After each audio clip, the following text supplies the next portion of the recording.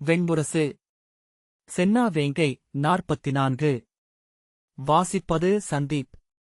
பானுமதி தாழ்வான சாய்ந்த பீடத்தில் தலைசரித்து கால் நீட்டி அமர்ந்து மார்பில் கைகளைக் கட்டியபடி விழிமூடி கேட்டுக் கொண்டிருக்க அவளுக்கு இருபுறமும் அமர்ந்து கற்றுச் சொல்லிப் பெண்டிர் ஓலைகளை படித்துக் காட்டிக் கொண்டிருந்தார்கள்.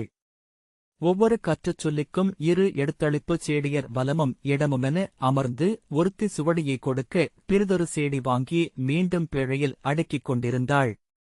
ஒரு கற்றுச் சொல்லி ஓர் ஓலையை படித்து முடித்ததுமே பானுமதி ஒற்றைச் சொல்லால் ஆமென்றோ அல்லவென்றோ ஆணையிட்டாள். அரிதாக தன் எண்ணத்தை உரைத்து ஆவன செய்ய வேண்டியவற்றை கூறியதுமே அவற்றை ஆணை என அவர்கள் எழுதிக் கொண்டனர். ஒரு கற்றுச் சொல்லி ஒரு ஓலையை படித்து முடித்ததுமே அடுத்தவள் தன் கையில் எடுத்து வைத்திருந்த ஓலையை படிக்கத் தொடங்கினாள். ஆகவே இடைமுறியாத ஒற்றை ஒழுக்கென அவ்வோலைத்திரள் ஒலித்துக் கொண்டிருந்தது. பெரும்பாலானவை அஸ்தினபுரியின் தொல்குடி மறவர்களின் இல்லங்களுக்கு அரண்மனை கருவூலத்திலிருந்து அளிக்க வேண்டிய பொருட்கொடைகளைப் பற்றியவை. ஓர் இல்லத்தில் 3 மேல் போருக்குச் சென்றிருந்தால் 3 கழஞ்சும், ஒருவர் மட்டும் போருக்குச் சென்றிருந்தால் அரை கழஞ்சுமென பொன் அளிக்கப்பட்டது. அஸ்தினபுரியை சுற்றியிருந்த அனைத்து சிற்றூர்களிலிருந்தும் போருக்கென அளிக்கப்பட்ட உலர் உணவு, நெய், மரவரி போன்ற பொருட்களுக்கு அவர்களுக்கு வகுக்கப்பட்டிருந்த அளவுக்கு மேல் மட்டும் பொன்னில் விலை மதிப்பிடப்பட்டது. ஆனால் அந்தப் பொன்னை போர் முடிந்த பின்னர் கருவூலத்திலிருந்து பெற்றுக்கொள்ளும்படி அரசியின் முத்திரை பொறிக்கப்பட்ட ஓலையே அளிக்கப்பட்டது. எத்தனை பெற்றாலும் போதாதபடி படைப்பிரிவின் களஞ்சிய காப்பாளர்கள் மேலும் மேலும் கேட்டுக் கொண்டிருந்தார்கள். படை என்பது காட்டெறி. உண்ணும்தோறும் பசி பெருகுவது. உண்பதை சாம்பலாக்கி சென்ற இடம் கரைக்கு முன் செல்வது என்றார் அமைச்சர் மனோதரர். அஸ்தினபுரியின் காவல் படைகள் அனைத்து நிலைகளிலிருந்தும் திரும்பப் பெறப்பட்டு போர்ப்படைகளின் நிறைகளுடன் சேர்க்கப்பட்டன. சாலை முனைகள், சாவடிகள், காவல் நிலைகள், சிற்றூர் முகப்புகள் அனைத்திலும் ஆங்காங்குள்ள போர்ப்பயிற்சி கொண்ட இளம்பெண்களை இணைத்து காவல் நிலைகள் உருவாக்கப்பட்டிருந்தன. அவர்களுக்கான செயல்முறைமைகளும் தலைமை பொறுப்புகளும் வகுத்து அளிக்கப்பட்டிருந்தன. அவையனைத்தும் அரண்மனையிலிருந்து அரசியின் முத்திரை கொண்ட ஓலைகளாக வழங்கப்பட்டன. பெண்டிரில் வில் பயின்றவர்களும் வாழ்த்தேர்ந்தவர்களும் புரவி ஊர்பவர்களும் அடங்கிய ஒரு குழுவிற்கு தொல்மரவர் குடியிலிருந்து முதிய போர்வீரர் ஒருவர் தலைமை தாங்கினார். முதுவீரர் இல்லாத இடங்களில் மூதன்னையர் அங்கே அமைக்கப்பட்டார்கள். தலைமை தாங்கும் முதுமகள் வளர்ந்த மைந்தரை களத்திற்கு அனுப்பிய அன்னையாகவும் ஓரிரு முறையாவது காவல் பணிபுரிந்து முன்பழக்கம் கொண்டவளாகவும் இருக்க வேண்டுமென்று பானுமதி ஆணையிட்டாள். ஆனால் பல சிற்றூர்களில் படைக்கல பயிற்சி கொண்ட பெண்டிர் எவரும் இருக்கவில்லை. அஸ்தினபுரியின் எல்லைக்குள் போரென்றும் பூசலென்றும் ஏதேனும் நிகழ்ந்து பல தலைமுறைகள் ஆகிவிட்டிருந்தன. பல சிற்றூர்களில் பெண்களுக்கான களரிகளே நெடுங்காலத்துக்கு முன் முற்றாக நின்றுவிட்டிருந்தன. தங்கள் குல தெய்வங்களின் வழிபாட்டிற்கு என வாள் எடுத்து 7 முறை நடைவரிசை செய்யும் அளவுக்கு பயின்ற பெண்டிரே அஸ்தினபுரியின் பல குடிகளில் இருந்தனர். முறையாக வாழ்த்தேர்ந்தவர்கள் நகரிலிருந்து தொலைவில் காடுகளின் எல்லையில் அமைந்த சிற்றூர்களை சார்ந்தவர்கள். படைக்கலம் பயின்ற பெண்டிரை சிறு குழுக்களாக்கி நாடெங்கும் சென்று பொறுப்பேற்கும்படி அரண்மனையிலிருந்து ஆணை பிறப்பிக்கப்பட்டது. தங்கள் மகளிரை வெளியே அனுப்ப அக்குடிகள் மறுத்தன. புது ஊர்களில் அப்பெண்டிர் படைக்கலத்துடன் சென்று பொறுப்பேற்றுக் கொண்டபோது அங்கிருந்த பெண்டிர் அவர்களை ஏற்றுக்கொள்வதில் பூசல்களும் முரண்பாடுகளும் எழுந்து கொண்டே இருந்தன. அப்பூசல்களை பேசித் தீர்ப்பளிக்கும் உரிமை மரக்குடி மூதன்னையருக்கு அளிக்கப்பட்டது. அவர்களுக்கு அந்த உரிமையை அளிக்கும் பொருட்டு அரண்மனையிலிருந்து அரசியின் முத்திரைச் சார்ந்து வழங்கப்பட்டது. ஒவ்வொரு தருணத்திலும் உருவான எதிர்ப்புகளையும் முரண்பாடுகளையும் மறுக்க முடியாதபடி அரச முத்திரையுடன் வந்த அரசியின் ஆணையே தீர்த்து வைத்தது. ஓர் இடத்து நெருப்பு அணைக்கப்படுகையில் பிறிதொரிடம் பற்றிக் கொண்டது.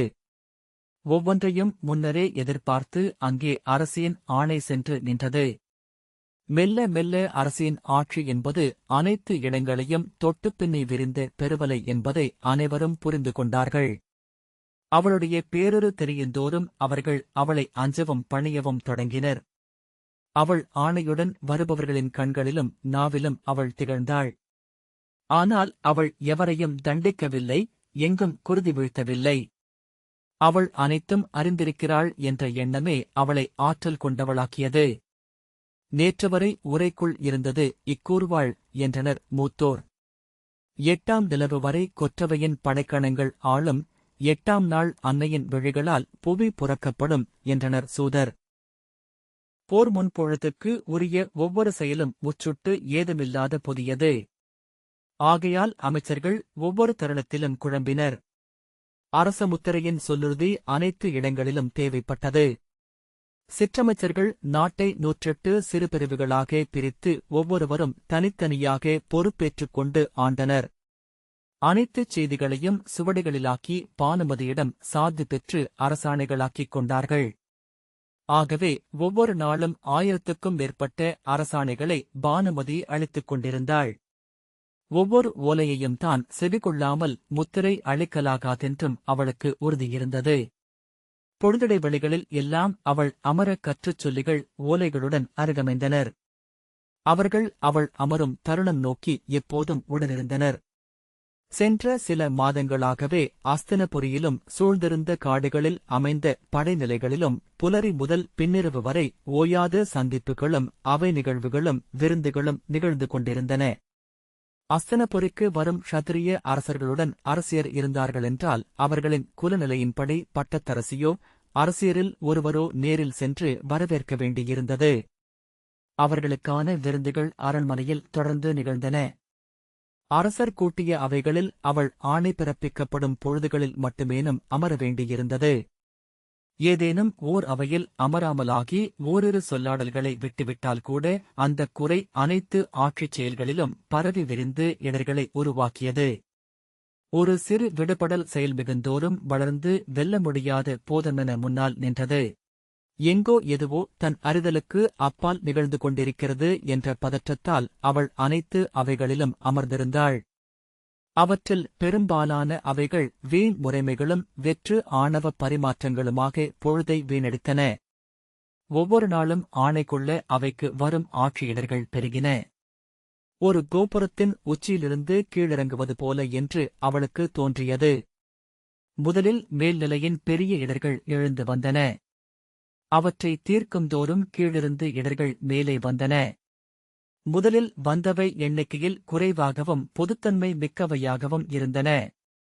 பின்னர் வரத் தொடங்கியவை ஒவ்வொன்றும் ஒவ்வொரு வகையானவையாகவும் இடத்துக்கும் குலத்துக்கும் மானுடருக்கும் ஏற்ப மாறுவனவாகவும் இருந்தன. ஒவ்வொரு நாளும் என அவை பெருகி பெருகி வந்தன. ஓர் இடரை அரசவை தீர்த்து வைத்தது என்றால் அதுவே அத்தகைய 100 இடர்களில் சிக்கியவர்களுக்கு நம்பிக்கை அளித்து அவை நோக்கிக் கொண்டு வரச் செய்தது.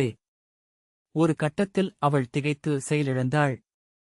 அத்தனை சிற்றூர்களின் அத்தனை ஆட்சிச் சிக்கல்களையும் தானே கையாள வேண்டுமோ என்று எண்ணி மலைத்தாள்.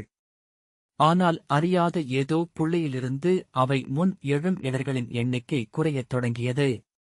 அவள் விடுத்த ஆணைகளிலிருந்தே முறைமைகளும் நெறிகளும் உருவாகி வந்தன. அவை கண்ணுக்குத் தெரியாத ஆட்சியாளராக கைவிடுபடை பொறியாக மாறி பல்லாயிரம் கண்களும் செவிகளும் கைகளுமாக பெருகி நாட்டை வளைத்துக் கொண்டன. அந்த அருவமான ஆட்சியாளரின் மேல் அவள் அமர்ந்திருந்தாள். அது தன்னைக் கடந்து எதையும் மேலே அனுப்பத் தயங்கியது. தன்னைக் கடந்து ஒன்று மேலே செல்வதே தன் ஆளுகைக்கு ஊறு என எண்ணியது. தனக்குரிய ஆணைகளை மட்டுமே அது அவளிடமிருந்து பெற்றுக்கொண்டது. அதன்பின் அரியவையும் முதன்மையானவையுமான நிலைகளுக்கு மட்டுமே அவளிடமிருந்து ஆணை கோரப்பட்டது. படைகள் திரளத் தொடங்கியதும் புதிய இடர்கள் எழுந்தன. அஸ்தினபுரியின் படைகள் பிற அரசப் படைகளுடன் இணைந்தபோது எழுந்த 100கணக்கான ஆட்சியிடர்களும் ஆணவப் பூசல்களும் அந்தந்த படைத்தலைவர்களாலேயே தீர்க்கப்பட்டன. படைத்தலைவர்களுக்கு அதற்கென முன்னரே உறுதி செய்யப்பட்ட முறைமைகள் இருந்தன. படைகளிடையே பொது இயல்பு இருந்தது. கடுந்தண்டனைகளை படைவீரர்களுக்கு அளிக்கவும் இயன்றது. முறைமையற்ற பொதுத்தன்மையே இல்லாத குடிப்பெருக்கை கடுந்தண்டனைகள் இல்லாமல் அச்சத்தாலும் குடிமுறைமைகளாலும் ஆள்வதென்பது பன்மடங்கு சுமை என அவள் உணர்ந்தாள்.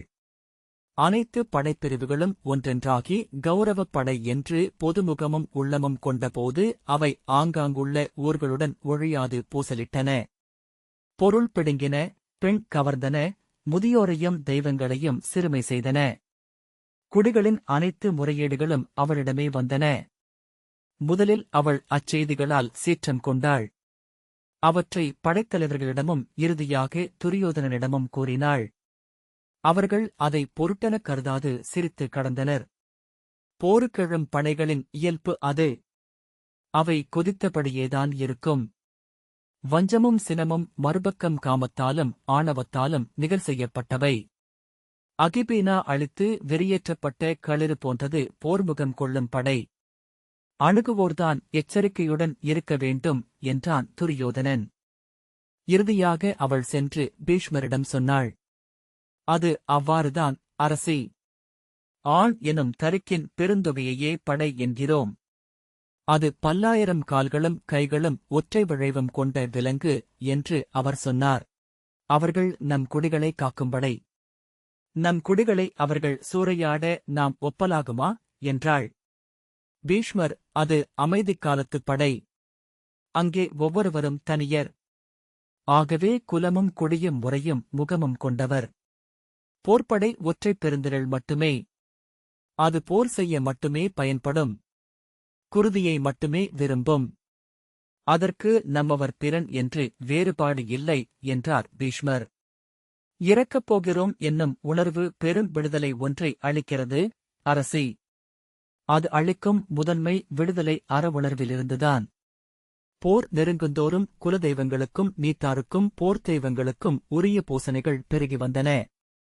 ஒவ்வொரு நாளும் வழிபட வேண்டிய தெய்வங்கள் பெருகி வந்ததைக் கண்டு ஒருமுறை அவள் மெல்லிய புன்னகையுடன் காந்தாரியிடம், ஒரு தருணத்தில் அஸ்தினபுரியில் போரில் மடிந்த அனைவருமே தெய்வங்களாகி இங்கு மீள்வார்கள் போலும்.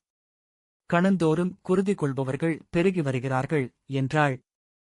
காந்தாரி அப்புன்னகையை உணராமல், ஆம், எந்தப் போரையும் முன்னரே நிகழ்ந்த போர்களின் தொடர்ச்சியென்று எண்ணிக்கொள்ளாமல் மானுடரால் வாழேந்த இயலாது. வழி வழியாக வந்த ஒன்றின் பொருட்டே மானுடர் தலை கொடுக்க ஒருங்குகிறார்கள் என்றாள். அஸ்தினபுரியின் அத்தனை மரக்குடியினரும் தங்களுக்கென அறுகொலை தெய்வங்களையும் களப்பறை தெய்வங்களையும் நீத்தார் தெய்வங்களையும் கொண்டிருந்தனர். தெற்குக் காடெங்கும் 10,000கணக்கான நடுகர்கள் இருந்தன. அவை புதர்களுக்குள் சருகு மூடி மறைந்து பல தலைமுறைகளாக எவராலும் நினைவு கூறப்படாமல் காத்திருந்தன. குடிமூத்தாரின் உள்ளத்து ஆழத்தில் அவை எஞ்சின. போர் அணுகி வருந்தோறும் ஒவ்வொரு நாளும் என அவர்கள் அம்மூத்தவர்களின் கனவுகளில் தோன்றி குருதி கோரினர். துயரும் தனிமையும் வெறுமையுமாக வந்து, விடாய்க் கொண்டிருக்கிறோம் மைந்தர்களே, எங்களை நினைவுகூர்க என்றனர். கருக்கிருட்டு வெளிரத் தொடங்குவதற்குள்ளாகவே ஒவ்வொரு நாளிலும் அஸ்தினபுரியின் கொடிகள் பெருநிறையாக அஸ்தினபுரியின் தெற்கு வாயிலினூடாக அப்பால் விரிந்திருந்த காடுகளுக்குள் நுழைந்து பரவினர். அவர்கள் செல்வதற்காக தெற்கு இடுகாடுகள் முழுக்க மூங்கில்கள் நடப்பட்டு இரவெல்லாம் பந்தங்கள் எரியவிடப்பட்டன. புதர்கள் நீக்கப்பட்டு வெளிப்போந்த நடுகர்கள் செவ்வொளியில் குருதியூறிய தசைத்துண்டுகள் என நின்றன. நிழல் பெருகிய மக்கள் திரள் பேரிரு கொண்டு மூதாதையரால் கொண்டு செல்லப்படுவதில் தோற்றமளித்தது. நடுகர்களுக்கு செங்காந்தள், செவ்வரளி, தெச்சி மாலைகள் சூட்டிக் கள்ளும் ஊன்சோறும் படைத்து வழிபட்டனர். அறுகொலை தெய்வங்களுக்கு மட்டும் சிற்றீர்களை குருதி கொடுத்து அப்பசுங்குருதியில் அன்னம் உருட்டி படைத்து வணங்கினர். சென்றவர்கள் தெற்குக் காட்டினூடாகவே அப்பால் சென்று சுழன்று மேற்கு வாயிலினூடாக நகருக்குள் நுழைவதற்கு ஒருங்கு செய்யப்பட்டிருந்தது. காவல் மாடத்தில் நின்றிருந்தவர்கள் தெற்கு வாயிலின் வழியாகச் சென்று மேற்கு வாயில் வழியாக வந்த மக்கள் திரளின் சுழிப்பைக் கண்டனர். பெரும் சகனமொன்று மெல்ல சுழல அஸ்தினபுரி தேரென்றாகி எங்கோ சென்று கொண்டிருப்பது போல் விழிமயக்குக் கூட்டியது அது. வலிகோரும் நீத்தோர் எண்ணிக்கை பெருக குடியினர் ஒவ்வொருவரும் தனித்தனியாக அப்பொறுப்பை ஏற்றனர். இறுதியில் அகவை முதிராத சிறுமியர்கூட தனியாக சென்று குருதி அளித்து நீத்தோருக்கு பலி கொடுத்து மீண்டனர். பானுமதியும் அரசியரும் ஒவ்வொரு நாளும் அஸ்தினபுரியின் மூத்தோருக்கு குருதி பலியளித்தார்கள். குலதெய்வங்களுக்கு வழிபாடு நடந்தபடியே இருந்தது. அவை நிகழ்வும் ஒற்றற்கூடலும் விருந்துகளும் ஒழிய எஞ்சும் சிறு பொழுதுகளில் ஓய்வெடுக்கையில் கற்றுச் சொல்லிகள் படித்துக் காட்டிய ஓலைகளைக் கேட்டு ஆணைகளை பிறப்பித்தாள். மீண்டும் மீண்டும் ஒரே சொற்றொடர்களில் அமைந்த ஒரே ஆணைகளே அவ்வோலைகளில் இருந்தன. அரசாணைகளின் சொற்றொடர்களை மாற்றலாகாதென்பது தொல்நெறி. சொல்லிச் சொல்லி ஐயமோ குழப்பமோ அற்றவையாக மாறிவிட்டிருந்தன அச்சொற்றொடர்கள். அச்சொற்றொடர்களின் தொன்மையே அவற்றின் மறுக்க முடியாமையை உருவாக்கியது. எனவே பழைய ஓலைகளைப் பார்த்து புதிய ஓலைகள் எழுதப்பட்டன. பெயர்களும் இடங்களும் எண்களும் மட்டுமே மாறிக்கொண்டிருந்தன. 7 சிறகுள்ள காற்றாடி ஒன்று முடிவிலாது சுழன்று கொண்டிருப்பது போல அந்த ஓலைகள் என்று அவளுக்கு தோன்றியது. பொதுவாக 7 வகையான ஆணைகளே அவ்வோலைகளில் பெரும்பகுதி. ஆனால் மீள மீள ஒன்றே நிகழ்வது போல ஒரு கணமும் ஒவ்வொரு ஓலையிலும் ஒரு தொழி தனி வாழ்க்கை இருப்பதாக மறுகணமும் தோன்றிக் கொண்டிருந்தது.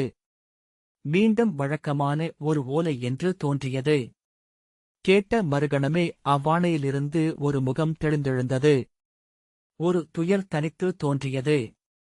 எங்கோ அதற்காக காத்திருக்கும் இரு விழிகள் கண்முன் என தெரிந்தன. எனவே கொடைகள் எதையும் அவள் விலக்கவில்லை.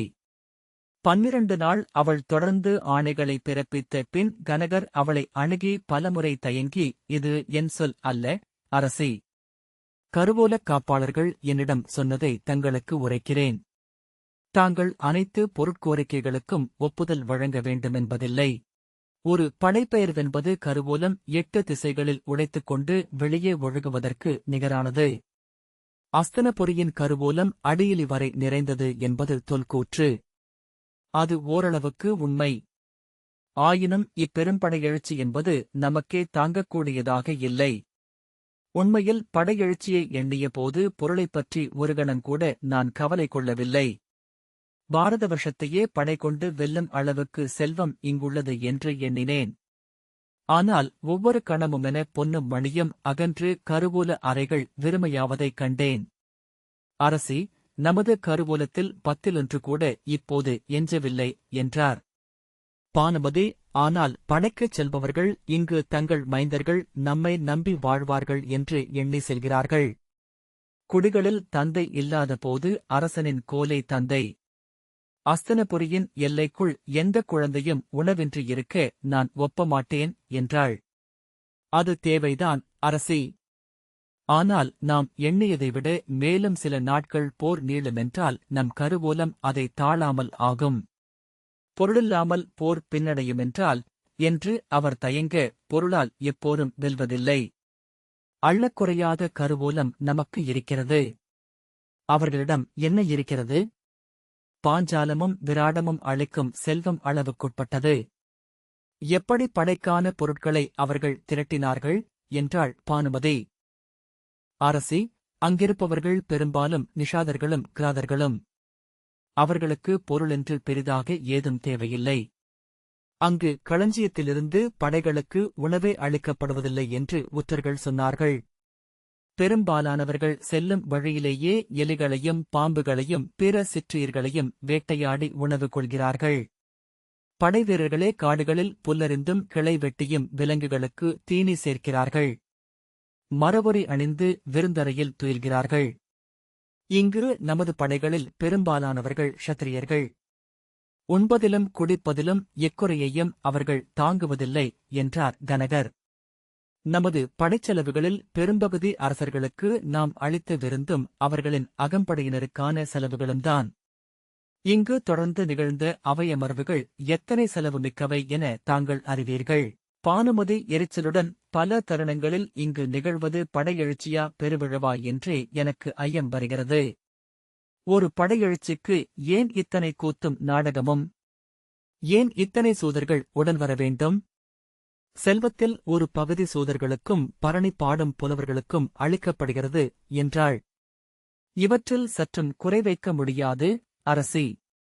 அவர்களின் சொற்களால்தான் நம் படைகள் ஊக்கம் பெற வேண்டும் என்றபின் கனகர், ஆனால் மறுபக்கம் அப்படி அல்ல, நிஷாதர்களும் கிராதர்களும் அசுரர்களும் தாங்களே பாடிக்கொள்வார்கள். தாங்களே நடனமிடுவார்கள். தாங்களே மகிழ்வு கொண்டாடுவார்கள் என்றார். பானுமதி, இயல்பாகச் செய்யும் ஒவ்வொன்றுக்கும் இங்கு நாம் பொருள் அளிக்கிறோம். பெண்டரும் குழந்தைகளும் உண்பதற்கு கணக்கு பார்க்கிறோம் அல்லவா என்றாள். கனகர் மறுமொழி சொல்லாமல் தலை வணங்கினார். செல்க என்று பானுமதி கை காட்டினாள். ஏவல் பெண்டு வந்து அப்பால் நின்று தலைவணங்க சுவடியை படித்துக் கொண்டிருந்த கற்றுச் சொல்லி ஒரு கணம் நிறுத்தினாள். விழி திறந்த பானுமதி, என்ன என்றாள். அரசியர் தாரையும் அசலையும் வந்துள்ளனர் என்றாள். வரச்சொல் என்று கை காட்டிய பின் அவள் மீண்டும் விழிகளை மூடிக்கொண்டாள். கற்றுச் சொல்லி ஓலையை மீண்டும் படிக்கத் தொடங்கினாள். எல்லைப்புறத்து மரக்குடியான மிருகர்களில் ஆண்கள் அனைவருமே போருக்கு சென்றுவிட்டிருந்தனர். உடற்குறை கொண்டு 3 மட்டுமே ஊரில் எஞ்சியிருந்தனர். அம்மூவரும் அங்குள்ள பெண்டிரை மணப்பார்கள் என்றால் வரும் தலைமுறையில் குடியின் ஆண்மை குறையக்கூடும் என்றும், தகுதியான படைவீரன் ஒருவன் அக்குடியில் போருக்குச் செல்லாது எஞ்ச வேண்டும் என்று மூதன்னை ஒருத்தி கோரியிருந்தாள். அதற்கு அக்குடியில் 18 அகவை நிறைந்த ஓர் இளைஞன் போருக்கு செல்லாது குடியில் தங்க வேண்டுமென்று அரசாணை கோரப்பட்டிருந்தது. அவ்விளைஞனின் பெயர் பானுமதியை புன்னகைக்க வைத்தது. மகாவஜ்ரன். அவன் முகத்தை அவள் அருகெனக் கண்டாள். ஒருவேளை தன் குடியின் ஆண்கள் அனைவருக்காகவும் காமம் பயிலப் போகிறவன். பெருவெள்ளத்தில் காட்டறியில் அழியாது எஞ்சும் பொருட்டு கலத்தில் வைத்து உருக்கி ஒட்டப்பட்டு 100 அடி ஆழத்தில் புதைக்கப்பட்ட விதைநெல். அவள் ஆணையை பிறப்பித்துவிட்டு போதுமென்பது போல் கை காட்டினாள். அசலையும் தாரையும் உள்ளே வந்து வணங்கினர். கற்றுச் சொல்லிகள் தங்கள் சுவடுகளுடன் எழுந்து செல்ல தாரை அவளருகே வந்து அமர்ந்து 2 விருந்துகள் முடிந்தன. இனி இன்று விருந்துகள் ஏதும் இருக்காதென்று எண்ணுகிறேன் என்றாள். ஆம், இனி விடைபெறல்கள் மட்டுமே என்று பானுமதி சொன்னாள். நாளை காலையில் அஸ்தின்புரியிலிருந்து அனைத்து படைப்பிரிவுகளும் விலகிச் செல்லும். ஒரு நாளில் அனைத்தும் பிரித்தொன்றென மாறும். சென்ற சில மாதங்களாக ஒவ்வொரு நாளும் ஒவ்வொரு நொடியும் ஓயாது பணியாற்றிக் கொண்டிருக்கிறோம். நாளை பொழுதுக்குப் பின் வெறுமனே இங்கு அமர்ந்திருக்கப் போகிறோம் என்று அசலை சொன்னாள். தாரை வெறுமனே அமர்ந்திருக்கப் போவதில்லை, காத்திருக்கப் போகிறோம் என்றாள். செயலாற்றுகையில் ஒரு நாள் ஒரு கணம் என்றாகும். காத்திருக்கையிலோ ஒரு கணம் 1 ஆண்டுக்கு மேல் நீளம் கொண்டது. அசலை, இப்போர் எத்தனை நாட்கள் நீடிக்குமென்று எண்ணுகின்றீர்கள் அரசி என்றாள். பானுமதி, இப்போது அதை எவராலும் கூறிவிட இயலாது. நேற்று அரசவையில் அரசரும் பிறரும் பேசுவதை வைத்து பார்த்தால் 3 நாட்களில் போர் முடிந்துவிடும். பீஷ்ம பிதாமகருக்கு நிகர் நிற்க அங்கு எவருமில்லை. அவருக்கெதிராக அர்ஜுனனின் வில் உறுதி கொள்ளவும் வாய்ப்பில்லை. 3 பொழுதளவுக்குள் போர் முடித்து வில்லை திரும்ப வைத்து முடியே அரசருக்கு உறுதி செய்வதாக பீஷ்மர் வஞ்சனம் உரைத்திருக்கிறார் என்றாள். தாரை, அதை எவரேனும் உள்ளூர நம்பினரா என்றாள். ஏன் என்று பானுமதி கேட்டாள். தாரை, 3 நாட்களுக்கு மட்டுமேயான உணவுடன் இங்கிருந்து எவரேனும் கிளம்பிச் செல்வார்களா என்றாள். பானுமதி, அதெப்படி? எந்தப் போருக்கும் அவ்வாறு செல்ல இயலாது. ஒரு நாழிகை பொழுதுக்கு மட்டுமே போர் நீடிக்கும் என்று எண்ணினாலும் கூட பல நாட்களுக்குரிய உணவும் வைக்கோலும் கொண்டு செல்ல வேண்டும் என்றாள். தாரை, பல நாட்களுக்குரிய உணவு கையில் உள்ளது என்பதே போர் நீடிக்கும் என்ற எண்ணத்தை உருவாக்கும் என்றாள். அசலை சலிப்புடன், நாம் அதைப் பற்றி ஏன் பேச வேண்டும் என்றாள். நாம் வேறெதைப் பற்றியாவது பேசியிருக்கிறோமா என்று தாரை கேட்டாள். பானுமதி, மெய்தான்.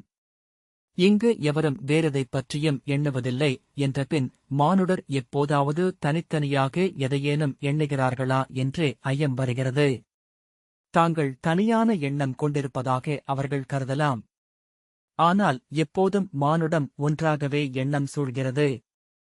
ஒரு நகரம், ஒரு குடி, ஒற்றை எண்ணத்தையே அது கொண்டுள்ளது. ஒவ்வொருவரும் அதில் ஒரு துளி என்றே உளம் கொண்டிருக்கிறார்கள் என்றாள். அவர்கள் சற்று நேரம் சொல்லறிந்தனர். பானுமதி எழுந்து, நான் ஆடை மாற்றிக்கொள்ள வேண்டும். வந்த அவ்வண்ணமே ஓய்வெடுக்க அமைந்தேன் என்றாள். தாரை, விதுரர் இன்று அந்தியில் கிளம்பவிருக்கிறார் என்றார்கள். தாங்கள் அறிவீர்களல்லவா என்றாள். ஆம் என்று பானுமதி சொன்னாள். தாரை, அவர் தன் மூத்தவரிடமும் ஒப்புதல் பெற்றுவிட்டார். அரசரிடமோ இளையோரிடமோ கூறாமல் கிளம்புகிறார்.